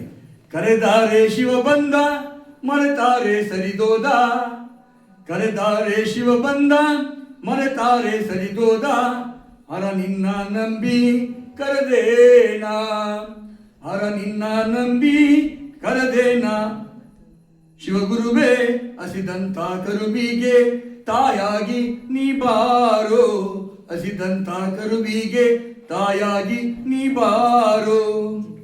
ಬಸವಣ್ಣ ಹೇಳ್ತಕ್ಕಂಥ ಈ ಜೀವಾತ್ಮ ಪರಮಾತ್ಮ ಭಾವ ಇಲ್ಲಿ ಕಾಣುತ್ತೆ. ಇನ್ನು ಬಸವಣ್ಣವರ ಪ್ರಸಿದ್ಧವಾದ ವಚನ ನಾವು ಭಾಷಣಗಾರರ ಚಪದ ಕೇಳ್ತೀವಿ. ಉಳ್ಳವರು ಶಿವಾಲಯವ ಮಾಡುವರು ಏನ ಮಾಡುವರಿನ ಬಡವನಯ್ಯ, ಎನ್ನ ಕಾಲೆ ಕಂಬ ದೇಹವೇ ದೇವರ ಶಿರವೇವನ್ನ ಕಳಿಸುವಯ್ಯ, ಕೂಡಲ ಸಂಗಮ ದೇವ ಕೇಳೆಯ ಸಾವಿರ ಕಳಿ ಉಂಟು ಜಂಗಮ ಕಳಿವಿಲ್ಲ. ಇದನ್ನು ಹೇಳ್ತೇವೆ, ಪಾಲನೆ ಮಾಡೋದಿಲ್ಲ. ಆದರೆ ಜನಪದ ಇಷ್ಟು ಚೆಂದಾಗಿ ಅದನ್ನ ಗೇಲಿ ಮಾಡ್ತಾರೆ. ಈ ದೇವಾಲಯ ಸಿದ್ಧಾಂತವನ್ನ, ಈ ಮೂರ್ತಿ ಪೂಜೆನ ಅಂದ್ರೆ ಕೈಲಾಸ ಕೈಲಾಸ ಕಾಣದ ಕೈಲಾಸ, ಕೈಲಾಸ ಕೈಲಾಸ ಕಾಣದ ಕೈಲಾಸ, ತಿಳಿಯಾದವರಿಗೆ ಬರಿ ಮೋಸ, ತಿಳಿಯಾದವರಿಗೆ ಬರಿ ಮೋಸ, ತಿಳಿಯಾದವರಿಗೆ ಬರಿ ಮೋಸ ಈ ಕಾಯ, ತಿಳಿಯಾದವರಿಗೆ ಬರಿ ಮೋಸ ಈ ಕಾಯ, ಶಿವಹರನ ಹಿರಿಯ ಮಂದಾಸ, ಶಿವಹರನ ಈ ಕಾಯ ಶಿವಹರನ ಹಿರಿಯ ಮಂದಾಸ ಅಂದ್ರೆ ದೇವೇ ದೇವಗಳ ಶಿರವನ್ನು ಕಳಿಸುವ ಅಂತ ಬಸವಣ್ಣ ಹೇಳ್ತಾರಲ್ಲ, ಇದನ್ನ ಈ ಸಾಲು ಒಂದೇ ಸಾಲಲ್ಲಿ ನಮ್ಮ ಜನಪದರು ಕಟ್ಟಿಕೊಡಿದ್ರೆ. ಅಷ್ಟೇ ಅಲ್ಲ, ಶಿವ ಶಿವ ಎಂದರೆ ಶಿವನನ್ನ ಮನೆಯೊಳಗ, ಶಿವ ಶಿವ ಎಂದರೆ ಶಿವನನ್ನ ಮನೆಯೊಳಗ, ಶಿವರೂಪ ನನ್ನ ಕಣ್ಣೆರಡು, ಶಿವರೂಪ ನನ್ನ ಕಣ್ಣೆರಡು ಕಣ್ಣಾಗ, ಶಿವಪೂಜೆ ನನ್ನ ಮನದಾಗ, ಶಿವಪೂಜೆ ನನ್ನ ಮನದಾಗ. ಮನಸ್ಸಿನಲ್ಲಿ ನಾವು ಅದನ್ನ ಅನವರ್ತ ಬರೀ ಬೆಳಗ್ಗೆ ಪೂಜೆ ಮಾಡೋದು, ಸಾಂಗ ಪೂಜೆ ಮಾಡೋದು ಅಂತ ಪೂಜೆ ಅನ್ನೋದು ಆಡಂಬರದ ಪ್ರದರ್ಶನ ಆಗ್ತಾ ಇದೆ, ಸಾಮೂಹಿಕ ಪೂಜೆ ನಡೀತಾ ಇದೆ.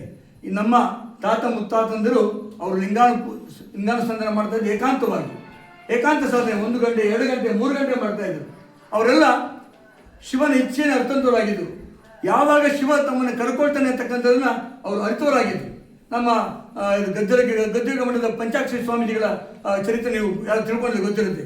ಹೇಗೆ ಅವರು ಪಾಲನೆಯಲ್ಲಿದ್ದರು, ಶಿವ ಕರಿತಾದಿಂದ ಅವರು ಹೇಗೆ ಆ ಗದ್ದೆಗೆ ದರ್ಶನ ಮಾಡ್ಕೊಂಡದ್ದು, ಆ 3 ಸಾರಿ ಸುತ್ತೊಡೆದ ಮೇಲೆ ಅವ್ರು ಪ್ರಾಣ ಹೋಗ್ತದೆ.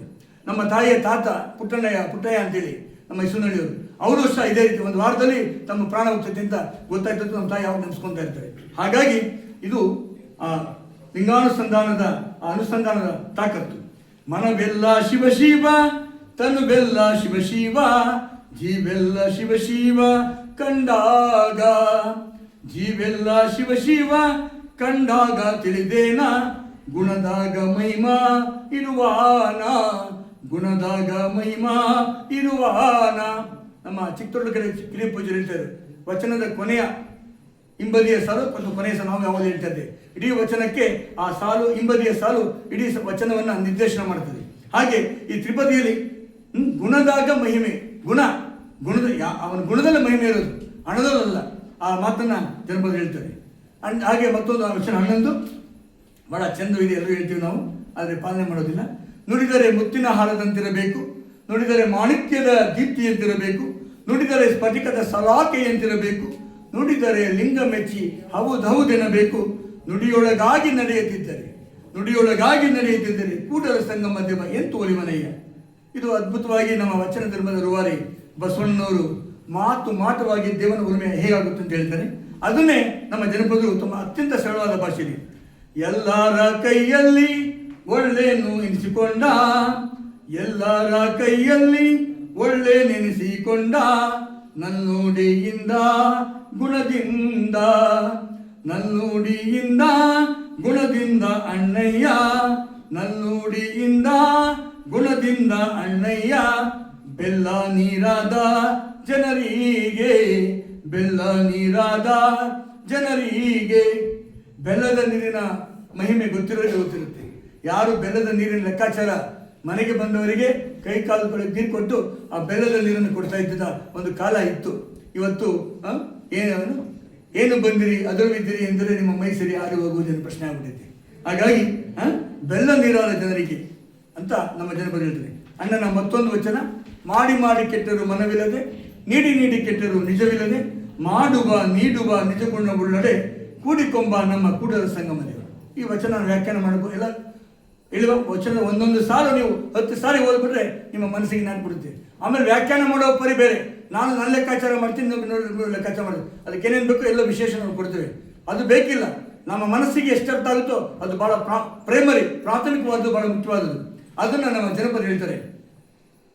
ಮಾಡೀನಿ ಮಾಡೀನಿ ಅಂತಾಡಿ ಹೇಳಬೇಡ, ಮಾಡೀನಿ ಮಾಡೀನಿ ಅಂತಾಡಿ ಹೇಳಬೇಡ, ಮಾಡಿದ ಹಮ್ಮು ನಿನಗ್ಯಾಕ, ಮಾಡಿದ ಅಮ್ಮು ನಿನಗ್ಯಾಕ ಅಣ್ಣಯ್ಯ, ಮಾಡಿದ್ದು ಕಂಡ ಶಿವ ಮ್ಯಾಲಾನ, ಮಾಡಿದ್ದು ಕಂಡ ಶಿವ ಮ್ಯಾಲಾನ. ಇದಕ್ಕೂ ವ್ಯಾಖ್ಯಾನ ಬೇಕಿಲ್ಲ ಅಂತ ಅಂದ್ಕೊಂಡಿದ್ದೀನಿ. ಹಾಗಾಗಿ ಇದು ವಚನ ಧರ್ಮದ ಏಕದೇವೋಪಾಸನೆ ಶಿವನಿಷ್ಠೆ ಇದಕ್ಕಾಯಿತು. ವಚನ ಧರ್ಮದ ಮತ್ತೊಂದು ಪ್ರಮುಖವಾದ ಲಕ್ಷಣ ಅದು ಕಾಯಕ ನಿಷ್ಠೆ. ಯಾವ ಕಾಯಕವಾದರೂ ಸರಿ ಅದಕ್ಕೆ ಮರ್ಯಾದೆಯನ್ನು, ಮಾನ್ಯತೆಯನ್ನು, ಗೌರವವನ್ನು ತಂದು ಕೊಟ್ಟುವಂಥವರು ಅಪ್ಪ ಬಸವಣ್ಣನವರು. ಚಪ್ಪಲಿ ಒಲಿಯುವ ಮಾದಾ ಚೆನ್ನೈನು ಒಂದೇ ಅಥವಾ ಮಂತ್ರಿಯಾದ ತಾನು ತನ್ನನ್ನು ಸಹ ಒಡ್ಡಿಕೊಂಡಂಥವರು ಬಸವಣ್ಣವರು. ಹಾಗಾಗಿ ಕಾಯಕವೇ ಕೈಲಾಸ ಅಂತ ಸಾರಿದವರು ವಚನಕಾರರು. ವೃತ್ತಿ ಗೌರವಕ್ಕೆ ದೊಡ್ಡ ಸ್ಥಾನ ನೀಡಿ ಕಾರ್ಯ ಸೊಪ್ಪಾದರು ಕಾಯಕದಿಂದಲೇ ಬರಬೇಕು ಅಂತ ಆಗ್ರಹ ಮಾಡಿ ಅದರಂತೆ ನಡೆದವರು ವಚನಕಾರರು. ಜನಪದರ ಬಾಳಿನ ಮೂಲ ಮಂತ್ರ ಸಹ ಅದು ಕಾಯಕವೇ. ಆ ಕಾಯಕದಲ್ಲಿ, ಆ ಮಾಡುವ ಕಾರ್ಯದಲ್ಲಿ ಉದಾಸೀನ ಮಾಡುವ ಪ್ರವೃತ್ತಿ ಜನಪದರಲ್ಲಿ ಸಲ್ಲ.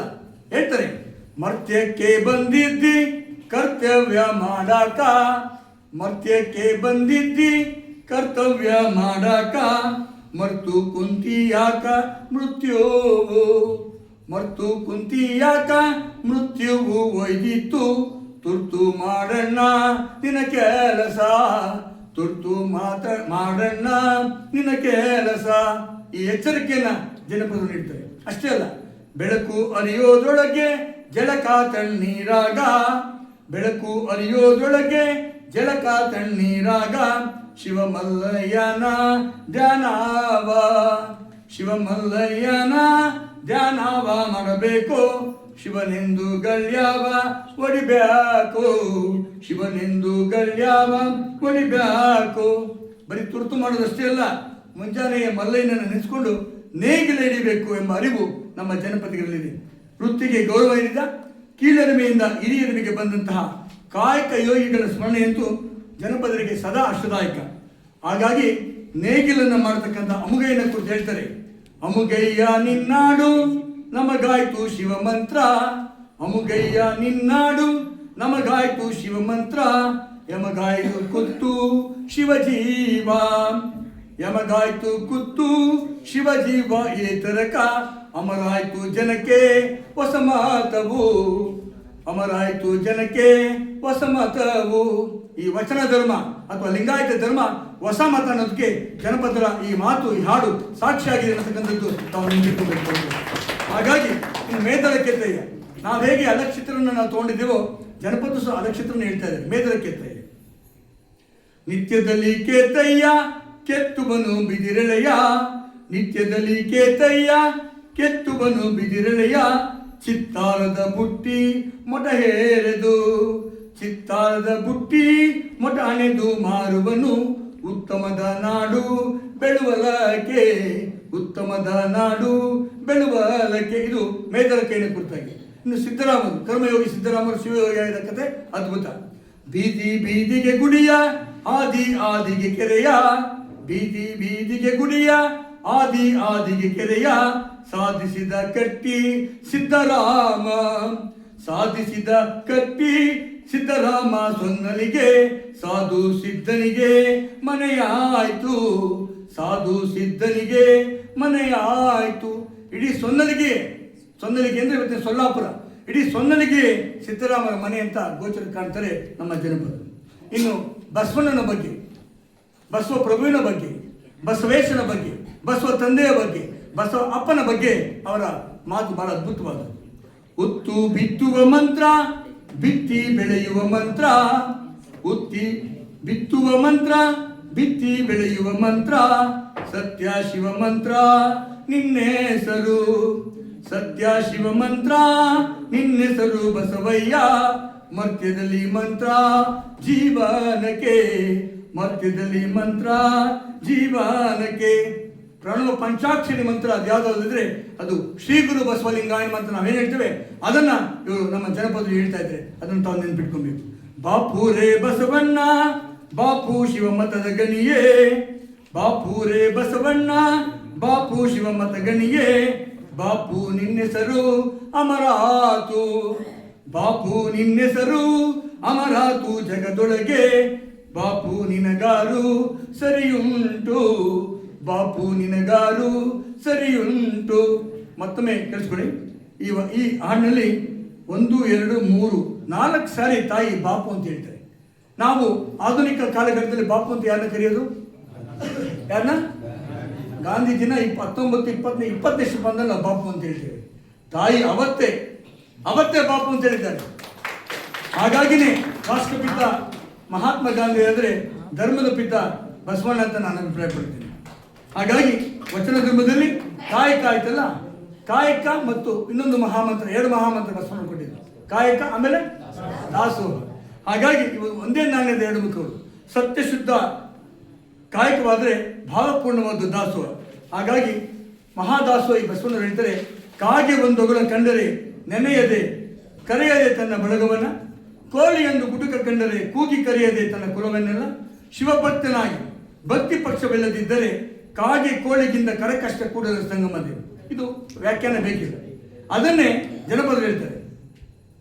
ಮಣ್ಣ ಕಾಯವು ಕೇಳೋ ಮಣ್ಣಾಗಿ ಹೋಗುವುದು, ಮಣ್ಣ ಕಾಯವು ಕೇಳೋ ಮಣ್ಣಾಗಿ ಹೋಗುವುದು. ಸಣ್ಯಾಗಿ ಸವಿಸಿ ಜಂಗಮಕ್ಕೆ, ಸಣ್ಯಾಗಿ ಸವಿಸಿ ಜಂಗಮಕ್ಕೆ ದಾಸೋಹ. ಕಣ್ಣೊಂದೇ ಸಾಕು ಕಾಯಕಕ್ಕೆ, ಕಣ್ಣೊಂದೇ ಸಾಕು ಕಾಯಕಕ್ಕೆ. ನಮ್ಮದೆನ್ನುವ ಬದುಕು ಸೊಮ್ಮು ಶಿವನದು ಕಾಣೋ, ನಮ್ಮದೆನ್ನುವ ಬದುಕು ಸೊಮ್ಮು ಶಿವನದು ಕಾಣೋ. ಹುಮ್ಮಸವು ಬೇಡ ರೈತನಿಗೆ, ಹುಮ್ಮಸವು ಬೇಡ ರೈತನಿಗೆ ಕೈಲಾಸ. ಒಮ್ಮನದಿ ನೀಡೆ ಕಣ್ಮುಂದೆ, ಒಮ್ಮನದಿ ನೀಡೆ ಕಣ್ಮುಂದೆ. ಬೆಳೆದದ್ದನ್ನು ಹಂಚಿ ತಿನ್ಬೇಕು ಅಂತ ಹೇಳಿ ಇದನ್ನ ಹೇಳ್ತಾರೆ. ಈ ದಾಸೋಹ ನೀತಿ ಯಾರು ಕಳಿಸಿದವರು? ಜನಪದರು ಹೇಳ್ತಾರೆ. ಮಾತಿನೊಳು ದಾಸೋಹ, ನೀತಿಯೊಳು ದಾಸೋಹ, ಭೂತದಯೇ ನಿತ್ಯ ದಾಸೋಹ, ಭೂತದಯೇ ನಿತ್ಯ ದಾಸೋಹ ಮಾತೆಂದು ಜಂಗಮಕ್ಕೆ ಮಾಡಿದನು ಬಸವಣ್ಣ, ಜಂಗಮಕ್ಕೆ ಮಾಡಿದನು ಬಸವಣ್ಣ. ಬಸವಣ್ಣನೇ ಈ ಕಾಯಕ ಮತ್ತು ದಾಸೋಹದ ಸೃಷ್ಟಿಕರ್ತ. ಹಾಗಾಗಿ ವಚನ ಧರ್ಮದ ಏಕದೇವೋಪಾಸನೆ, ಶಿವನಿಷ್ಠೆ, ದೇಹವೇ ದೇವಾಲಯ, ಕಾಯಕ ದಾಸೋಹಗಳನ್ನು ತನ್ನಲ್ಲಿ ಅಳವಡಿಸಿಕೊಂಡಿರ್ತಕ್ಕಂಥ ಈ ಜನಪದ ಸಾಹಿತ್ಯ ವಚನ ಧರ್ಮ ಸಂವಿಧಾನದ ಮೊದಲ ಪುಟವಾಗಿರ್ತಕ್ಕಂಥ ಅಷ್ಟಾವರಣಗಳ ಕುರಿತು ಸಹ ಹೇಳುತ್ತೆ. ಗುರು, ಲಿಂಗ, ಜಂಗಮ, ವಿಭೂತಿ, ರುದ್ರಾಕ್ಷಿ, ಮಂತ್ರ, ಪಾದೋದಕ, ಪ್ರಸಾದಗಳನ್ನು ಕುರಿತ ಈ ಜನಪದ ಹೇಳುತ್ತೆ. ಹಾಗಾಗಿ ಸಮಯ ಇದ್ದರೆ ಹೇಳ್ತೀನಿ. ಹಾಗಾಗಿ ಭವತಿಮಿರವೆಂಬ ಅಜ್ಞಾನದಿಂದ ಮುಸುಕಿಕೊಂಡು ಕಾಣಬಾರದೆ ಇದ್ದಾಗ ಕಣ್ಣಿಂಗೆ ಜ್ಞಾನವೆಂಬ ಅಂಜನವ ನೆಚ್ಚು ಶಿವಪದವಿದೆ ಎಂದು ತೋರಿದ ಸದ್ಗುರು ದೇವಂಗೆ ನಮೋ ನಮೋ ಎಂಬೆನೆಯ ಮಹಾಲಿಂಗ ಗುರು ಶಿವಸಿದ್ದೇಶ್ವರ ಪ್ರಭುವೆ. ಮಹಾಲಿಂಗ ಗುರು ಶಿವಸಿದ್ದೇಶ್ವರ ಪ್ರಭು ಯಾರಾಗಿತ್ತಾರಪ್ಪ? ಅಲ್ಲಿರೋ ನೀವು ಹೇಳಿವೆಲ್ಲ ವಿದ್ಯಾರ್ಥಿಗಳು ತಿಳ್ಕೊಬೇಕಣಪ್ಪ. ತೋಂಟದ ಸಿದ್ಧಲಿಂಗ ಯತೀಶ್ವರ ಅಂಕಿತ ಮಹಾಲಿಂಗ ಗುರು ಸಿದ್ದೇಶ್ವರ. ಅದನ್ನೇ ಹೇಳ್ತಾರೆ ಜನಪದರು. ನಿದ್ದೆ ಗಣ್ಣಲಿ ಕಂಡ ಶುದ್ಧ ಗುರುವಿನ ಪಾದ, ನಿದ್ದೆ ಗಣ್ಣಲಿ ಕಂಡ ಶುದ್ಧ ಗುರುವಿನ ಪಾದ, ಎದ್ದು ನೋಡಿದರೆ ನಿರಬಯಲ, ಎದ್ದು ನೋಡಿದರೆ ನಿರಭಯಲ ಗುರುರಾಯ, ರುದುರಾನ ಮಹಿಮೆ ತಿಳಿಯುವ, ರುದುರಾನ ಮಹಿಮೆ ತಿಳಿಯುವ. ಮಂಬ್ರು ಮೆತ್ಕೊಂಡಿದ್ರು ಆ ಚಿತ್ತವಾದ ಒಂದು ಸ್ಥಿತಿಲಿ ಗುರುವನ್ನು ನೆನೆಸ್ಕೊಂತಾರಂತೆ. ಆ ಚಿಂತನೆ ಗುರುವಿನ ಅಮೂರ್ತ ರೂಪ ದರ್ಶನವಾಗ್ತದಂತೆ. ಗುರುವಿನ ಧ್ಯಾನದಿದ್ದುಕೊಂಡೆ ಜೀವನ ಕ್ರಿಯೆಯನ್ನು ಪೂರೈಸತಕ್ಕಂಥ ಜನರಿಗೆ ಗುರುವೇ ಸರ್ವಶಕ್ತ ಸರ್ವಕರ್ತ. ಆತ ಜನ್ಮ ನೀಡಿದ ತಾಯಿ ತಂದೆಯಿಂದ ಅಧಿಕ. ಎದ್ದು ಗುರುವೆಂದೆ ಹೇಳುತ್ತ ಗುರುವೆಂದೆ, ನಿದ್ದೆ ಗಣ್ಣಲ್ಲಿ ಗುರು ಅಂದೆ, ನಿದ್ದೆ ಗಣ್ಣಲ್ಲಿ ಗುರು ಅಂದೆ, ಗುರುಗಳದು ಸಾಲು ಮಂಟಪಕ್ಕೆ ಗುರು ಅಂದೆ, ಸಾಲು ಮಂಟಪಕ್ಕೆ ಗುರು ಅಂದೆ. ಇದು ಗುರು. ಇನ್ನು ಲಿಂಗಕ್ಕೆ ಬಸವಣ್ಣ ವಚನ, ಜಗದಗಲ ಮುಗಿಲಗಲ ಮಿಗೆಯಗಲ ನಿಮ್ಮಗಲ, ಪಾತಾಳದಿಂದ ತತ್ತ ನಿಮ್ಮ ಶ್ರೀಚರಣ, ಬ್ರಹ್ಮಾಂಡದಿಂದ ತತ್ತ ನಿಮ್ಮ ಶ್ರೀಮುಕುಟ, ಅಗಮ್ಯ ಅಗೋಚರ ಅಪ್ರತಿಮ ಲಿಂಗವೇ ಕೂಡಲ ಸಂಗಮನ ಕರಸ್ಥಲಕ್ಕೆ ಚುಳುಕಾದಿರಯ್ಯ. ತನ್ನ ಕರಸ್ಥಲದಲ್ಲಿ ಚುಳುಕಾದ ಲಿಂಗಪ್ಪನ ಕುರಿತು ಬಸವಣ್ಣ ಮಾತನ್ನ ಜನಪದ ಹೇಳ್ತಕ್ಕಂಥ ಮಾತಾಡಿ ನನ್ನ ಮಾತು ಮುಗಿಸ್ತೇನೆ. ಇನ್ನೂ ಇದೆ, ಇನ್ನು 15 ನಿಮಿಷ ಆಗ್ಬಿಡುತ್ತೆ, ಬೇಡ ಮತ್ತೆ ತೊಂದರೆ ಆಗುತ್ತೆ. ಊನಾಗಾವುದು ಜ್ಞಾನು ಮಾಲ್ಯಾಗ ಮಲಿಗ್ಯಾನು, ಊನಾಗಾವುದು ಜ್ಞಾನು ಮಾಲ್ಯಾಗ ಮಲಿಗ್ಯಾನು, ಕಣ್ಣು ತೆರೆದಾನ ಲಿಂಗಯ್ಯ, ಕಣ್ಣು ತೆರೆದಾನ ಲಿಂಗಯ್ಯ ನೋಡೋಟಕ್ಕೆ, ನಿದ್ದೆ ಎಂಬುದು ಬಯಲಾಗಿ, ನಿದ್ದೆ ಎಂಬುದು ಬಯಲಾಗಿ. ಸಮಸ್ತ ಪ್ರಕೃತಿಯ ದೇವರು ಅಂತ ಹೇಳ್ತೀವಿ, ನೇಚರ್ ಇಸ್ ಗಾಡ್ ಅಂತ ಹೇಳ್ತೀವಿ. ಈಗೆಲ್ಲ ಆ ಪ್ರಕೃತಿಯೇ ಲಿಂಗ ಸ್ವರೂಪವಾಗಿ ಹೂವಿನಲ್ಲಿ ಒದಗಿ ಮಾಲೆಯಾಗಿ ಮಲಗಿರ್ತಕ್ಕಂಥ ಲಿಂಗಯ್ಯನ ಕಣ್ತೆರೆದ್ರೆ ಈ ಜಗದ ನಿದ್ದೆ ಮಾಯವಾಗಿ ಪ್ರಜ್ಞೆ ಮೂಡುತ್ತಿರ್ತಕ್ಕಂಥ ಮಾತು ಅದು ನಿಜವಾದ ಶಿವಯೋಗ ಅಂತ ಅಂದ್ಕೊಂಡಿದ್ದೇನೆ. ಬಂಧುಗಳೇ, 45 ನಿಮಿಷ ಹೇಳಿದ್ರು, 47 ನಿಮಿಷ ಆಗಿದೆ. ಹಾಗಾಗಿ ನನ್ನ ಮಾತು ಮಾತಾಡ್ತಾ ಇರ್ತೀನಿ. ಇನ್ನೂ ಅಷ್ಟಾವರಣದ ಇನ್ನೂ 6 ಹೇಳಬೇಕಾಗಿತ್ತು, ಅದನ್ನು ನಿಲ್ಲಿಸಿ ಕೊನೆಯದಾಗಿ 2 ಮಾತು ಮಾಡಿ ಮಾತಾಡ್ತೇನೆ. ಹಾಗಾಗಿ ಒಂದು ಕೊನೆಯ ಮಾತು, ಇತರ ಎಲ್ಲ ಧರ್ಮಗಳಿಗಿಂತ ವಿಭಿನ್ನವಾದದ್ದು ನಮ್ಮ ಧರ್ಮ. ಇತರ ಎಲ್ಲ ಧರ್ಮಗಳಿಗಿಂತ ಬೇರೆ ಯಾವುದೇ ಧರ್ಮದಲ್ಲಿ ಸ್ತ್ರೀಗೆ ಸಮಾನತೆ ಇಲ್ಲ. ಯಾರಿಗೂ ಲಿಂಗಪ್ಪನ ಕಟ್ಟೋದಿಲ್ಲ, ಯಾವುದು ಜನರ ಹಾಕೋದಿಲ್ಲ. ನಮ್ಮಲ್ಲಿ ಮಾತ್ರ ಅದಿರ್ತಕ್ಕಂಥದ್ದು ಸರ್ವ ಸಮಾನತೆಯ ವರ್ಗ ವರ್ಣರಹಿತವಾದ ಧರ್ಮ ಅದು ವಚನ ಧರ್ಮ. ಹಾಗಾಗಿ ಈ ವಚನ ಧರ್ಮದಲ್ಲಿ ನಮ್ಮ ಮೂಲ ಸಂಸ್ಕೃತಿ ಜನಪದದ ಬೇರುಗಳನ್ನು ನಾವು ಕಾಣ್ಬೋದು. ಹಾಗೆ ಈ ಜನಪದದ ಮೇಲೆ ನಮ್ಮ ವಚನ ಧರ್ಮದ ಪ್ರಭಾವವನ್ನು ನಾವು ಕಾಣಬಹುದಾಗಿದೆ. ವಚನ ಧರ್ಮ ಅಥವಾ ಬಸವ ಧರ್ಮ ಅಥವಾ ಲಿಂಗಾಯತ ಧರ್ಮದ ಬಹುದೊಡ್ಡ ಸಾಧನೆ ಅದು ಮಣ್ಣಿನ ವಾಸನೆ. ಮಣ್ಣಿನ ಮಗ ಅಂತ ಹೇಳ್ತಾರಲ್ಲ, ನಿಜವಾದ ಮಣ್ಣಿನ ಧರ್ಮ ಯಾವುದಾದ್ರೆ ಅದು ಬಸವ ಧರ್ಮ, ವಚನ ಧರ್ಮ, ಅದು ಲಿಂಗಾಯತ ಧರ್ಮ. ಆದುದರಿಂದ ಮಣ್ಣಿನ ಭಾಷೆ, ಅದರ ಸೊಗಡು, ಅದರ ಸಂಸ್ಕೃತಿ ಎಲ್ಲವನ್ನ ನಾವು ವಚನ ಧರ್ಮದಲ್ಲಿ ವಚನಗಳಲ್ಲಿ ಕಾಣಬಹುದಾಗಿದೆ. ಒಂದೇ ಮಾತಲ್ಲಿ ಹೇಳಬೇಕಾದ್ರೆ ಜನಪದ ಧರ್ಮವೇ ವಚನ ಧರ್ಮವಾಗಿದೆ, ವಚನ ಧರ್ಮವೇ ಜನಪದವಾಗಿದೆ. ಇಷ್ಟೇ ಮಾತು. ಭಕ್ತಿ ಸುಭಾಷೆಯ ನುಡಿಯ ನುಡಿಯುವೆ, ನುಡಿದಂತೆ ನಡುವೆ, ನುಡಿದಂತೆ ನಡುವೆ, ನಡೆಯೊಳಗೆ ನುಡಿಯ ಪೂರೈಸುವೆ. ಮುಖ್ಯವಾಗಿ ನಮ್ಮ ಹುಡುಗರನ್ನೆಲ್ಲ ಮಾತನಾಡೋದು ಬಹಳ ಸುಲಭ. ಮೈಕ್ ಕೊಟ್ಟರೆ ಅದ್ಭುತವಾಗಿ ಬಸವನ ಬಗ್ಗೆ, ಲಿಂಗದ ಬಗ್ಗೆ, ಇನ್ನೊಂದು ಬಗ್ಗೆ ಮಾತಾಡ್ತೇವೆ. ನಾವು ಯಾವ ರೀತಿ ಅದು ಬಾಳ್ತಾ ಇದ್ದೀವಿ ಅಂತಕ್ಕಂಥ ಆತ್ಮಸಾಕ್ಷಿ ನೋಡ್ಕೋಬೇಕಾಗುತ್ತೆ. ಹಾಗಾಗಿ ನಡೆಯಲ್ಲಿ ಪೂರೈಸುವ ಬದುಕು ನಮ್ಮದಾದಾಗ ಮಾತ್ರ ಅದು ಬಸವಾದಿ ಪ್ರಮುಖರಿಗೆ, ಸಿದ್ಧಗಂಗಾ ಶಿವಗಳಿಗೆ, ಪರಮ ಪೂಜ್ಯರಿಗೆ ಅದು ಪ್ರಿಯವಾಗ್ತದೆ ಅಂತ ಹೇಳ್ತಾ ನನ್ನ ಮಾತು ಮುಗಿಸ್ತೇನೆ.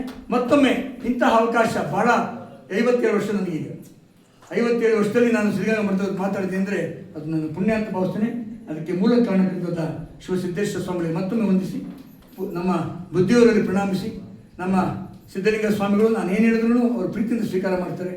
ಅವರಿಗೂ ನಾನು ನಮಿಸಿ, ತಮ್ಮೆಲ್ಲರಿಗೂ ಪ್ರಣಾಮಿಸಿ ನನ್ನ ಮಾತು ಮುಗಿಸ್ತೇನೆ. ಶರಣ.